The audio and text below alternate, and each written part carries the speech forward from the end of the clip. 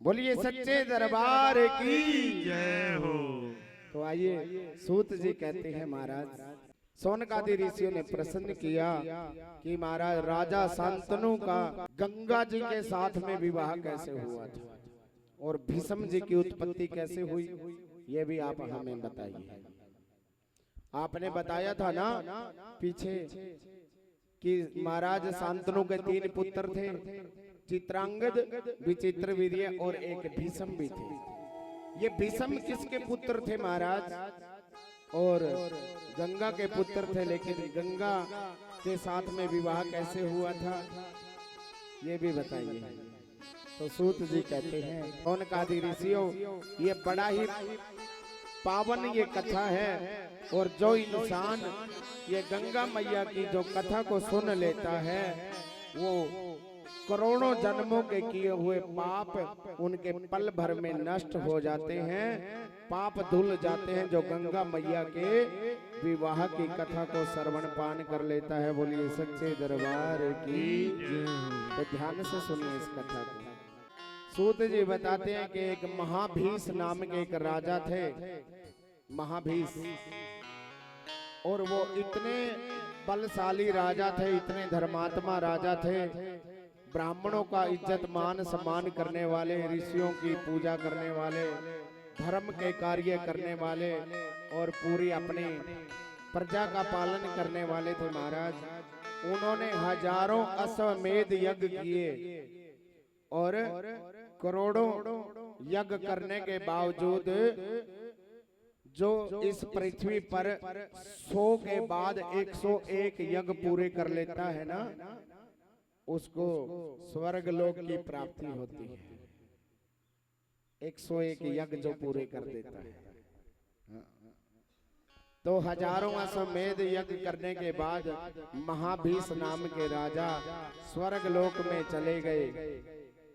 स्वर्ग में जाने के बाद ब्रह्मा जी की सभा लगी हुई थी और सूत जी बताते हैं वहां पे सभी देवी देवता भी आए हुए थे और ये महाभीष नाम के राजा भी वहां गए हुए थे और उसी सभा में गंगा मैया भी आई हुई थी।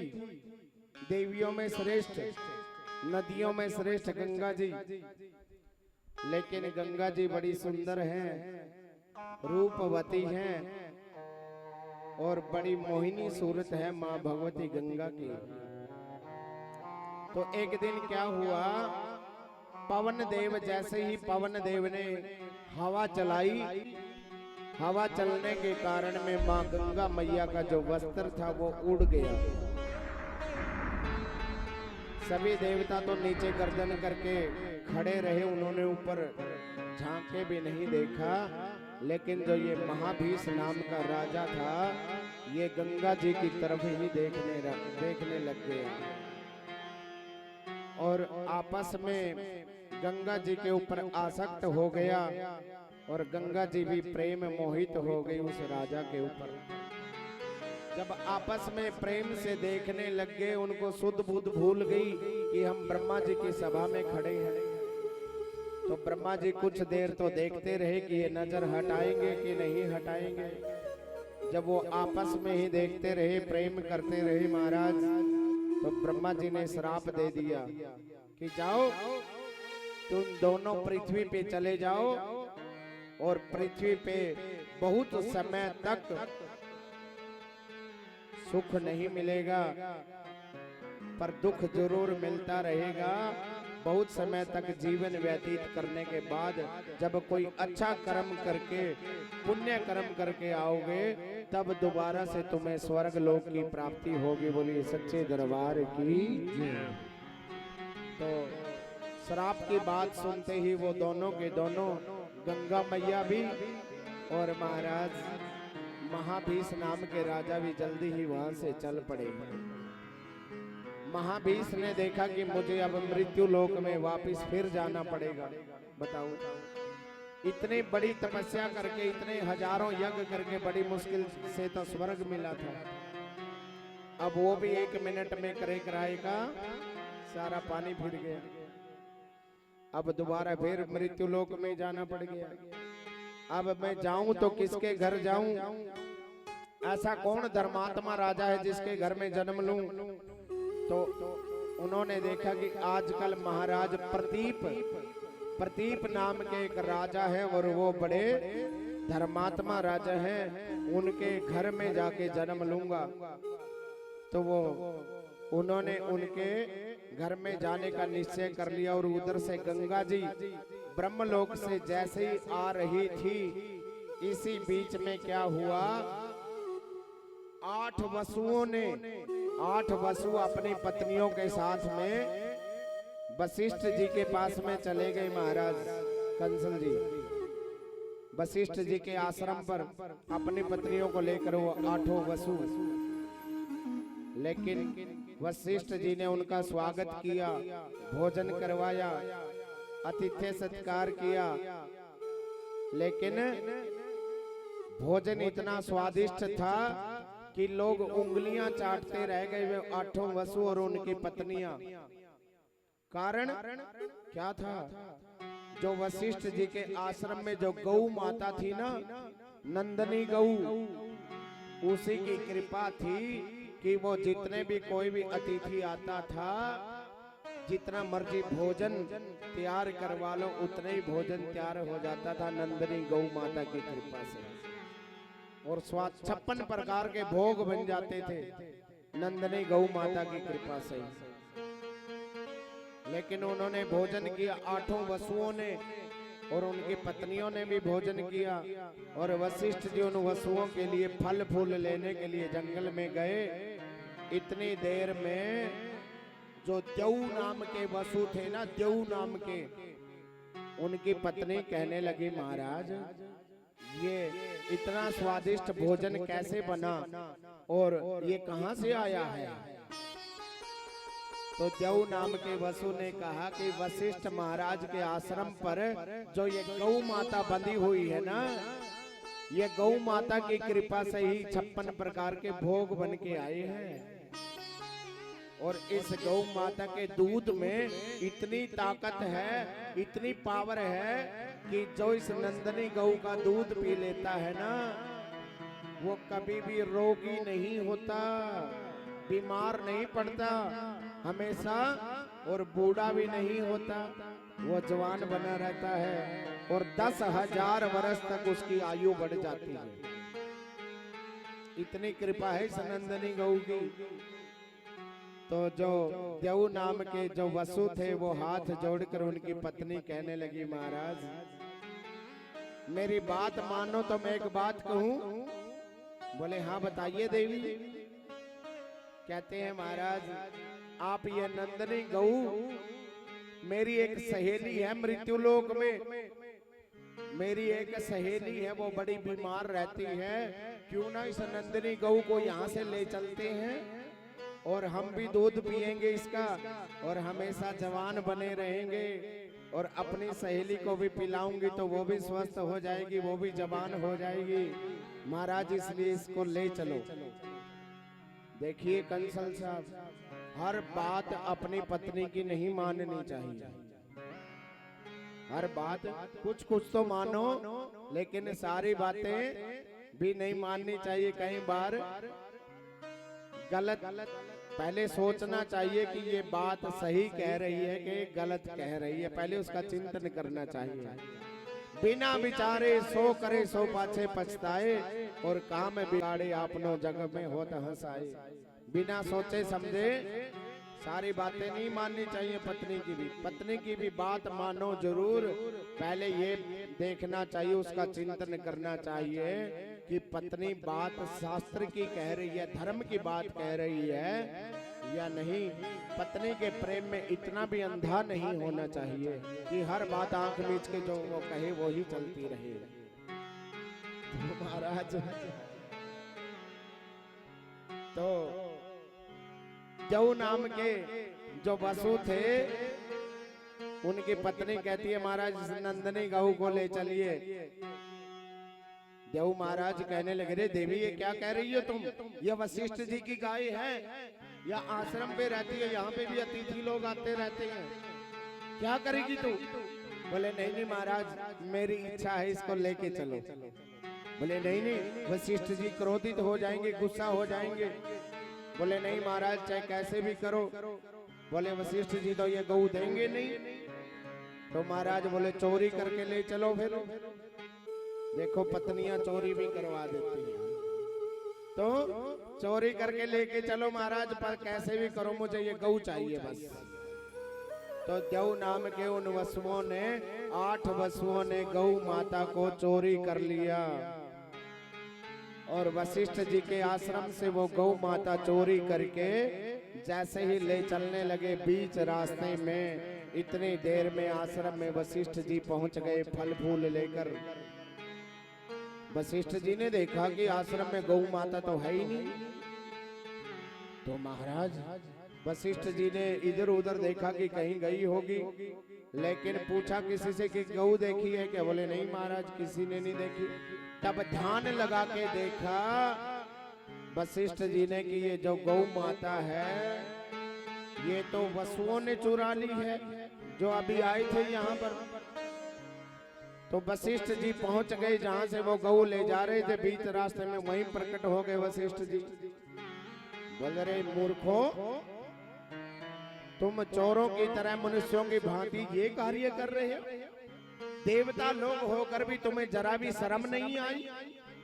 जिसके घर में तुम मेहमान बन के गए थे उन्हीं के घर में से चुरा के ले आए। बताओ, तुम्हें स्वर्ग में रहने का कोई अधिकार नहीं है। जाओ, मैं तुझे श्राप देता हूं, तुम्हें सभी 8 वसुओं को, कि तुम मृत्यु लोक में चले जाओ और जाके मनुष्य योनि में तुम्हारा जन्म होगा। बोलिए सच्चे दरबार की। जब जो 7 वसु थे वो हाथ जोड़कर प्रार्थना करने लगे महाराज। तो सूत जी यहाँ पे वो भी पूछते हैं कि जो अद्रिका नाम की अप्सरा थी, उसको मछली बनने का जो श्राप दिया था ब्राह्मणों ने, तो महाराज वो मुक्त कैसे हुई थी? तो सूत जी बताते हैं जैसे वो अद्रिका नाम की अप्सरा, उस ब्राह्मण ने श्राप दिया था, पांव पकड़ने के बाद वो शरण में आ गई, महाराज मेरी रक्षा करो, मेरे से गलती हो गई, अब कुछ उद्धार करो। तो ब्राह्मण ने वरदान भी दे दिया कि जब तुम्हारे गर्भ से जुड़वा संतान हो जाएगी तब तुम्हारे श्राप से मुक्ति हो जाएगी। और उसी वीर्य को निकल जाती है वो मछली, और उसके गर्भ से जब 2 बेटे पैदा हुए, 2 बच्चे, तो वह श्राप से मुक्त हो गई और मुक्त होकर वो स्वर्ग लोक चली जाती है। बोलिए सच्चे दरबार की। 8 वसुओं को श्राप मिल जाता है महाराज कि जाओ तुम्हें मनुष्य योनि में पड़ना पड़ेगा। लेकिन वो हाथ जोड़कर कहने लगे महाराज हमारी क्या गलती है? कंसल साहब वो कहने लगे हमारी गलती क्या है महाराज? अब 8 आदमी हैं, गऊ तो एक ने चुराई है ना, फिर हमारा क्या कसूर है सातों का? तुम साथ में तो थे। लेकिन वशिष्ठ जी कहते कोई बात नहीं, तुम्हारे ऊपर कृपा करता हूं, मनुष्य जन्म में तो तुम्हें जाना पड़ेगा क्योंकि तुम भी पाप के भागी हो साथ में, लेकिन तुम्हें 1-1 वर्ष के लिए पृथ्वी पे जाना पड़ेगा। 1 साल के बाद तुम्हारा मोक्ष होता रहेगा। लेकिन जो ये बड़े वाले हैं ना, देव नाम के वसु, जिसने गऊ चुराई है मेरी, इसको बहुत समय तक पृथ्वी पे रहना पड़ेगा।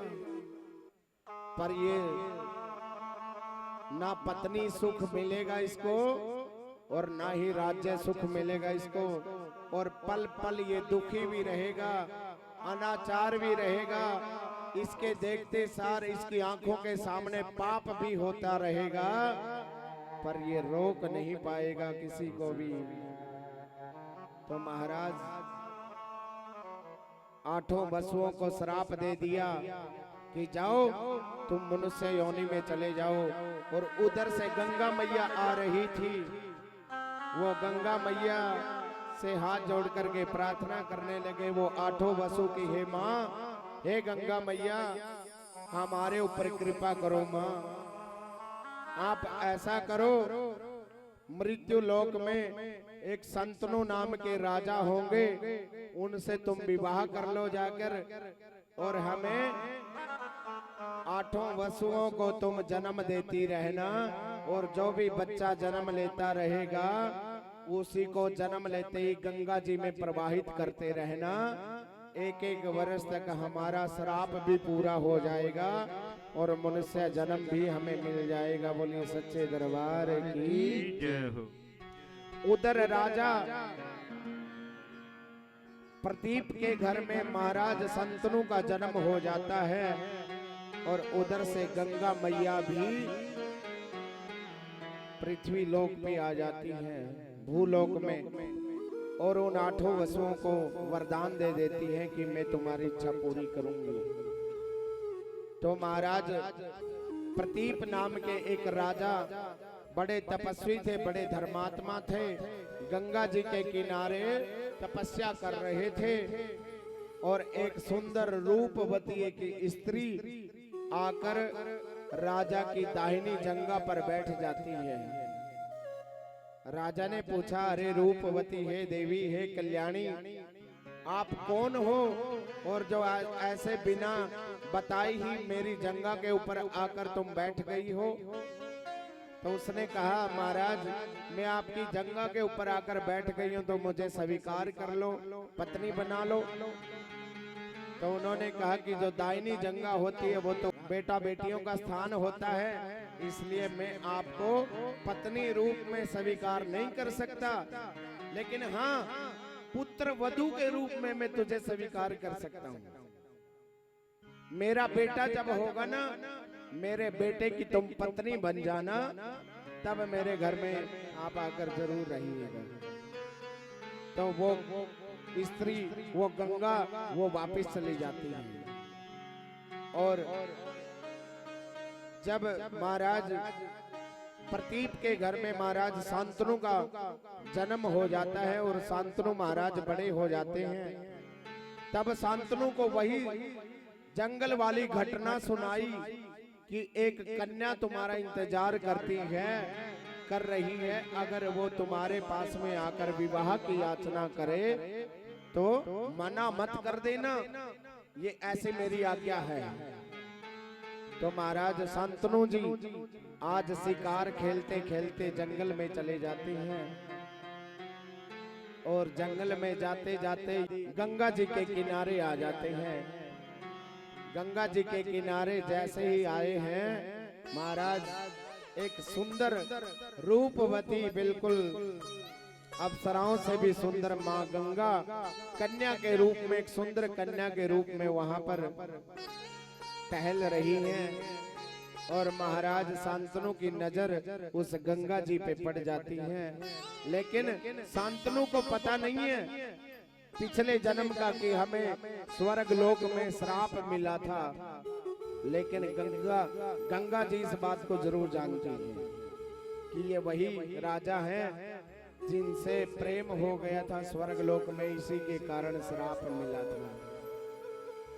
लेकिन वो गंगा से पूछने लगे, शांतनु जी महाराज, हे देवी आप कौन हैं और आपका आगमन यहाँ किस लिए हुआ है, और हे देवी आप ये बताइए आपका विवाह हो चुका है कि कुंवारी हो? उस देवी ने कहा कि महाराज मैं कुंवारी हूँ, और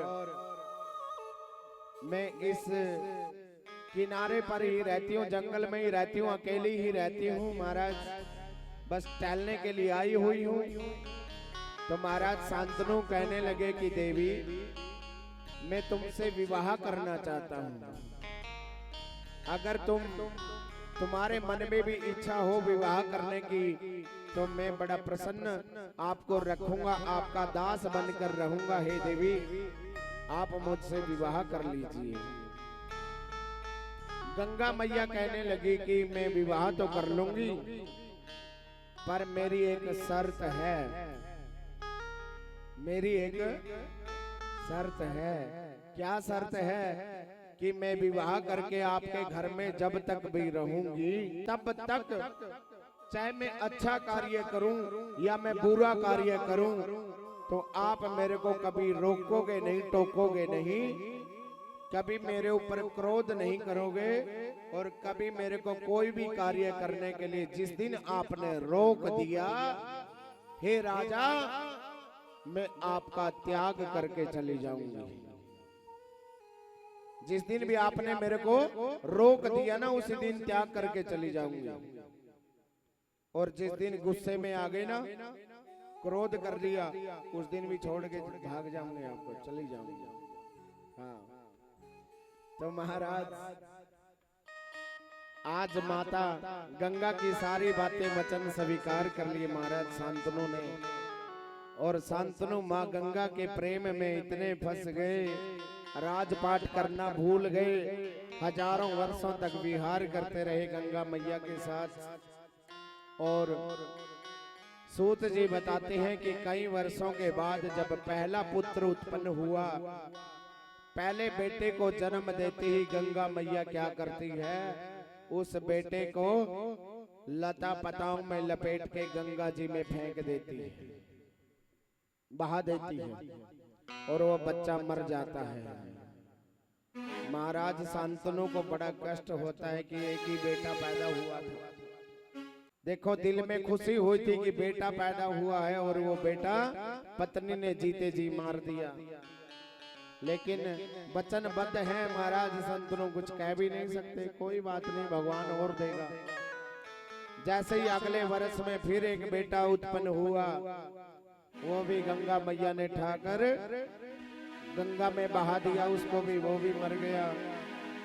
महाराज शांतनु को फिर पीड़ा हुई, ये दूसरा भी मार दिया इसने।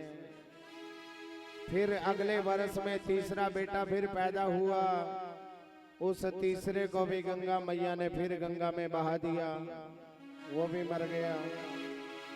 अब महाराज शांतनु बड़े कष्ट में है, ना तो उसको रोक सकते हैं ना कह सकते हैं, अगर कहेगी तो फिर वो छोड़ के फिर चली जाएगी। अब अगले वर्ष में फिर चौथा बेटा फिर पैदा हुआ, वो भी गंगा जी ने, वो भी बहा दिया गंगा जी में। पांचवा पुत्र उत्पन्न हुआ, वो भी बहा दिया। छठा बेटा हुआ, वो भी बहा दिया। ऐसे कर करके महाराज 7 बच्चों को बहा दिया। लेकिन जब 8वां बेटा पैदा हुआ, जिसको हम भीष्म कहते हैं, महाराज शांतनु ने देखा कि ये तो बच्चे खाने वाली सांपनी है। अरे ये तो खुद जन्म देती है, आज तक ऐसी माँ हमने देखी नहीं, ये पापिनी। तो जैसे उस बच्चे को लेके चलने लगी, महाराज शांतनु का धैर्य टूट गया कि भले ही छोड़ के चली जाएगी कोई बात नहीं, लेकिन इस बच्चे को मैं मरने नहीं दूंगा। तो महाराज शांतनु हाथ जोड़कर कहने लगे, हे देवी, हे कल्याणी, इस बच्चे को, तूने मेरे 7 बच्चों को मार दिया, मैंने तेरे को कुछ नहीं कहा, लेकिन ये 8वां बच्चा मैं पालन करना चाहता हूँ देवी। इस 8वें बच्चे को बख्श दीजिए, इसको मेरे को दे दीजिए, मैं इसको पालना चाहता हूँ। ये मेरी वंश बेल पता नहीं आगे कोई संतान होगी या ना होगी, वंश बेल बढ़ेगी कि ना बढ़ेगी, पर इस बच्चे को दे दीजिए, मैं अपनी वंश बेल बढ़ा लूंगा, एक बच्चे के साथ में अपना काम कार्य चला लूंगा।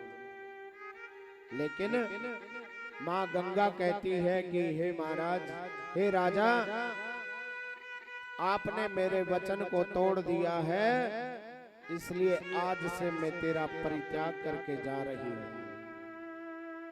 मैंने वचनों में कहा था कि जो कुछ भी मैं करूं, कभी मेरे को रोकोगे नहीं, टोकोगे नहीं।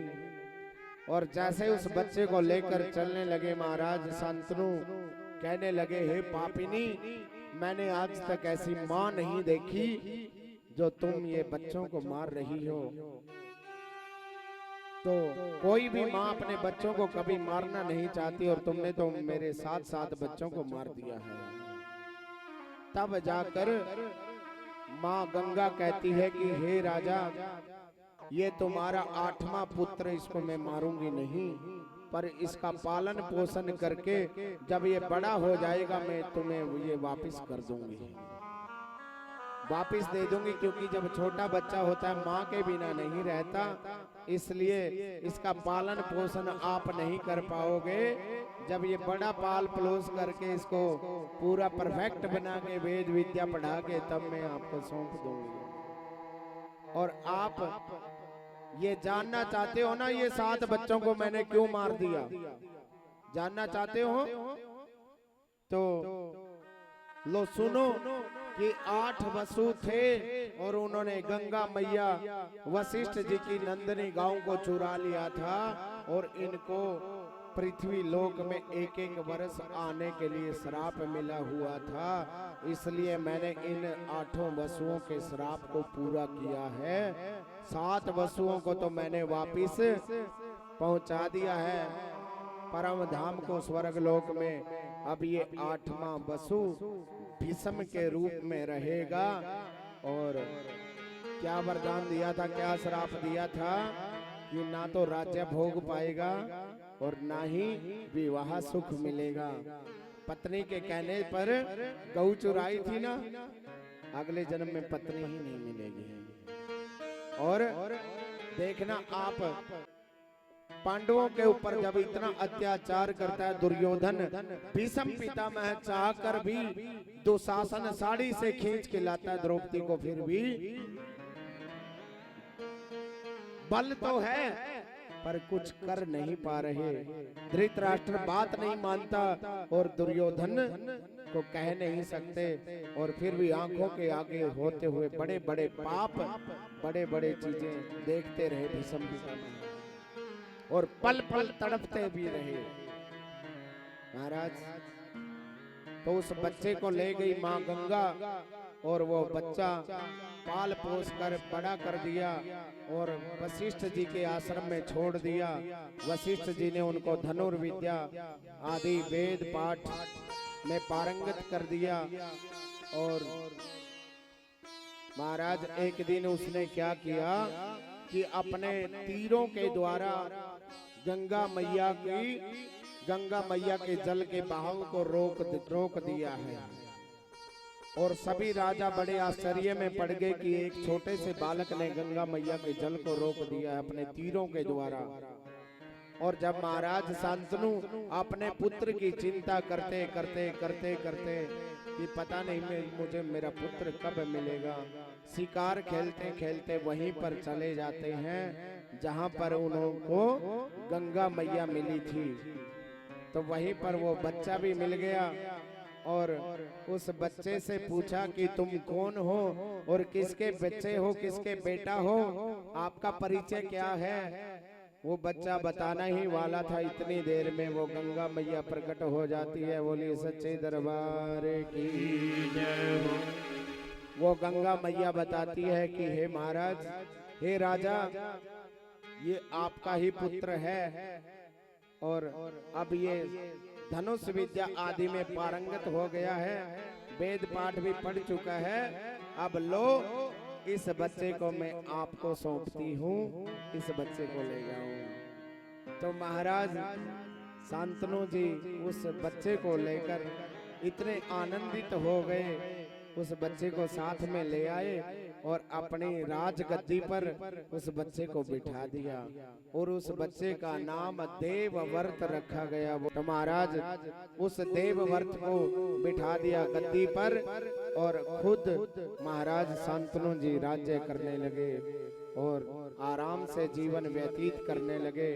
बताया सूत जी कहते हैं कि शांतनु और भीष्म जी इतने प्रेम से रहे 4 वर्षों तक, जितने प्रेम से शंकर भगवान जी और कार्तिकेय जी पुत्र के मोह में, पुत्र के प्यार में, पुत्र प्राप्ति के लिए जितनी खुशी शंकर भगवान जी को कार्तिकेय जी के साथ में हुई, उतना ही प्यार प्रेम भीष्म जी से बहुत प्रेम करते थे महाराज शांतनु जी। बोले सच्चे दरबार की जय हो। तो आइए सूत जी कहते हैं कि आज की कथा यहीं पर विराम लेते हैं। आइए माता रानी के दरबार में चलते हैं, उसके बाद में फिर कल को आगे की कथा श्रवण पान करोगे आप। ओढ़ के चुनरिया लाल मैं नाचूं तेरे अंगना में, मैं नाचूं तेरे अंगना में माँ, मैं नाचूं तेरे अंगना में माँ, मैं नाचूं तेरे अंगना में ओढ़ के चुनरिया लाल, मैं नाचूं तेरे अंगना में ओढ़ के चुनरिया लाल, मैं नाचूं तेरे अंगना में ओढ़ के चुनरिया लाल, नाचूं तेरे अंगना में ओढ़ के चुनरिया लाल, मैं नाचूं तेरे अंगना में माँ, नाचूं तेरे अंगना में, मैं नाचूं तेरे अंगना में माँ, मैं नाचूं तेरे अंगना में ओढ़ के चुनरिया लाल, नाचूं तेरे अंगना में ओढ़ के चुनरिया लाल, नाचूं तेरे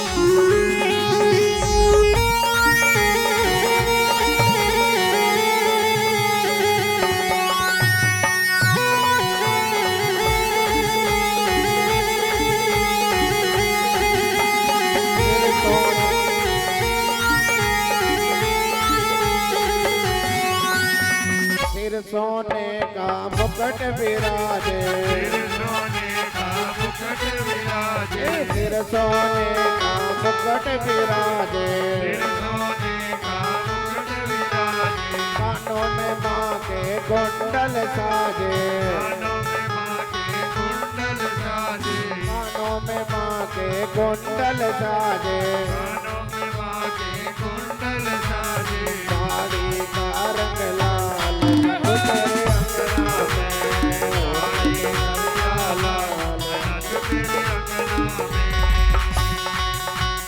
जय हो।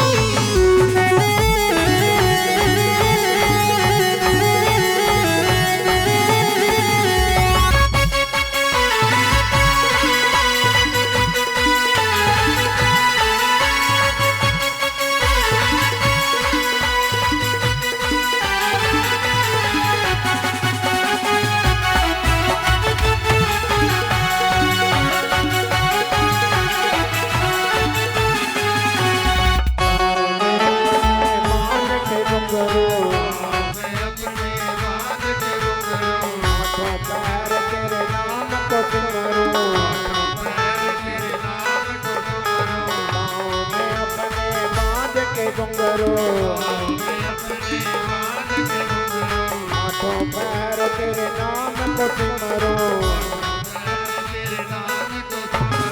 और बजाऊं खड़ताल, नाचूं तेरे अंगना में ओढ़ चुनरिया लाल, नाचूं तेरे अंगना में ओढ़ चुनरिया लाल, नाचूं तेरे अंगना में ओढ़ चुनरिया लाल, नाचूं तेरे अंगना में, नाचूं तेरे अंगना में माँ, नाचूं तेरे अंगना में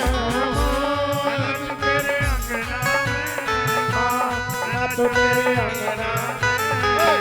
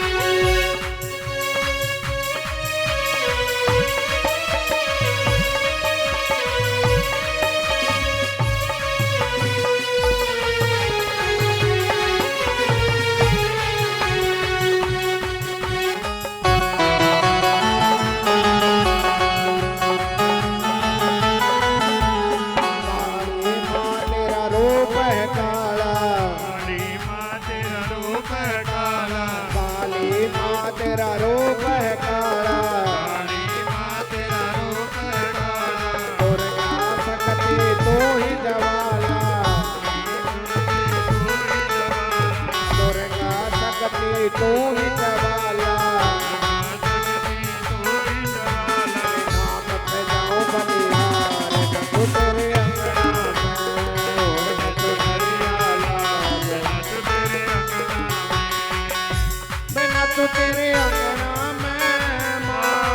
तू तेरे अंगना में, तू तेरे अंगना में, तू नरिया लाल, तू तेरे अंगना में।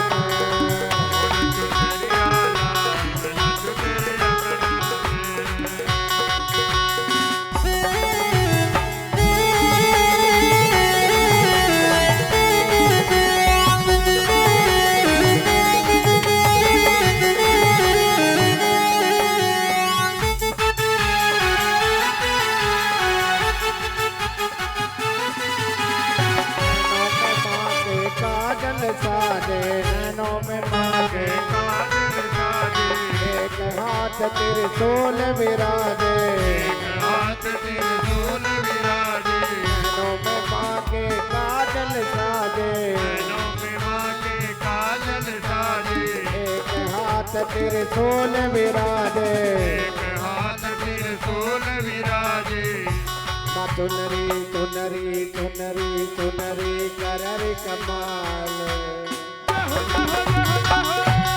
चुनरी करर कमाल, तू तेरे अंगना में, चुनरी करर कमाल, तू तेरे अंगना में, और मैं चुनरिया लाल, तू तेरे अंगना में, और मैं चुनरिया लाल, तू तेरे अंगना में, और मैं चुनरिया लाल, तू तेरे अंगना।